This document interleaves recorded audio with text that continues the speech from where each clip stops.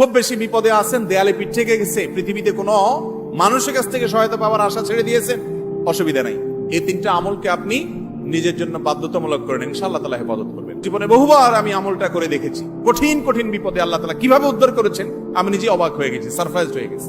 নবী করিম সাল্লাল্লাহু আলাইহি ওয়াসাল্লাম বলেছেন, তার যে কোনো বিপদ থেকে বের হওয়ার জন্য আল্লাহ তাআলা নিজে পথ দেখায় দেন। এমন ভাবে পথ দেখাবেন সে কল্পনাও করবে না।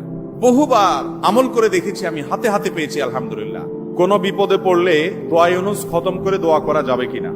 দোয়া ইউনুস এটা যে কোনো বিপদে পড়াটা হাদিস এবং কোরআন উভয়টি দ্বারা প্রমাণিত। কোরআনে কারীমে আল্লাহ রাব্বুল আলামিন বলেছেন, ওয়া কাযালিকা নুনজিল মুমিনিন।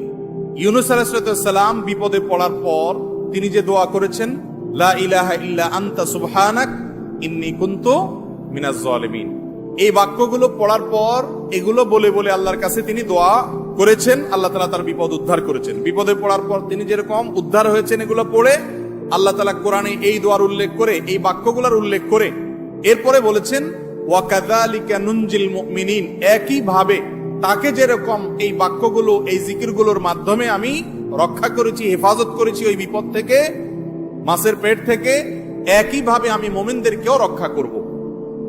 নবী করিম সাল্লাল্লাহু আলাইহি সাল্লাম বলেছেন যে ইউনুস ইবনে মাত্তা তিনি যে এই বাক্যগুলো দিয়ে আল্লাহর কাছে বিপদ থেকে উদ্ধারের পথ খুঁজে পেয়েছেন, সেগুলো তোমরা পড়বে তোমাদের বিপদে আপদে। এজন্য বিপদ আপদ, বিশেষ করে কঠিন বিপদে আপনি যদি পড়ে যান তাহলে মুক্তি লাভের জন্য দোয়া ইউনুস বেশি বেশি পড়বেন।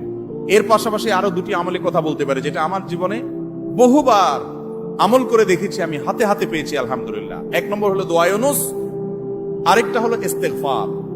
এটাও হাদিসে আসছে, নবী করিম সাল্লাল্লাহু আলাইহি ওয়াসাল্লাম বলেছেন, মান লাজিমাল ইস্তেগফার, যে ব্যক্তি ইস্তেগফারকে লাজিম বানায় নেয়। লাজিম বানায় নেয় মানে কি?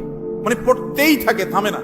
টয়লেটে গেছে তখন শুধু বন্ধ, খাচ্ছে তখন শুধু বন্ধ, ঘুমাচ্ছে তখন শুধু বন্ধ, আর সারাক্ষণ পড়তেই থাকে ইস্তেগফার। আস্তাগফিরুল্লাহ ওয়া আতুবু ইলাইহি, সাইয়্যিদুল ইস্তেগফার বা যে কোনো ইস্তেগফার, সবচেয়ে ছোট ইস্তেগফার আস্তাগফিরুল্লাহ আস্তাগফিরুল্লাহ, এটা যে পড়তেই থাকে, নবী করিম সাল্লাল্লাহু আলাইহি ওয়াসাল্লাম বলেছেন, তার যে কোনো বিপদ থেকে বের হওয়ার জন্য আল্লাহ তাআলা নিজে পথ দেখায় দেন। এমন ভাবে পথ দেখাবেন সে কল্পনাও করবে না। এবং জীবনে বহুবার আমি আমলটা করে দেখেছি। কঠিন কঠিন বিপদে আল্লাহ তাআলা কিভাবে উদ্ধার করেছেন আমি নিজে অবাক হয়ে গেছি, সারপ্রাইজড হয়ে গেছি। নাম্বার 3, দুরুদ। দুরুদের ক্ষেত্রেও হাদিসে একই কথা বলা আছে, যে ব্যক্তি দুরুদ বেশি বেশি পড়বে ওই ব্যক্তির সমস্ত পেরেশানি থেকে মুক্ত হওয়ার জন্য এই দুরুদ যথেষ্ট হয়ে যায়। তাহলে 3টা আমলের কথা বললাম, দোয়া ইউনুস, লা ইলাহা ইল্লা আনতা সুবহানাকা ইন্নী কুনতু মিনাজ জালিমিন, আরেকটা হলো ইস্তেগফার বেশি বেশি, আরেকটা হলো দুরুদ।